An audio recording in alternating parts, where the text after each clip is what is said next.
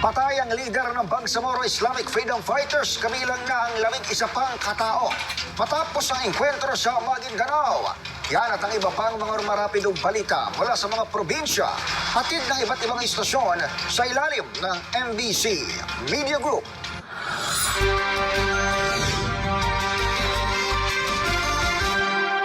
Balita mula sa Mindanao.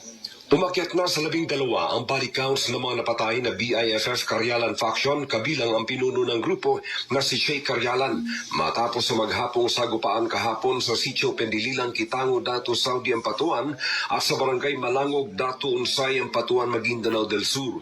Sa report mula sa 6th First Infantry Brigade, mula sa 7, umakyat na sa 12 ang body counts ng napatay na BIFF habang 7 din sa mga sundalo ang nagtamo ng malulubhang sugat mula sa shrapnel sa tama ng bala na ngayon nagpapagaling na sa Camp Shonko Hospital. Apektado ng nasabing sagupaan ng mga barangays ng Meta, Bagong at Kuloy sa bayan ng Sharif Agua kung saan nasa around 600 families o nasa 1,500 more or less individuals ang nagsilikas pansamantala.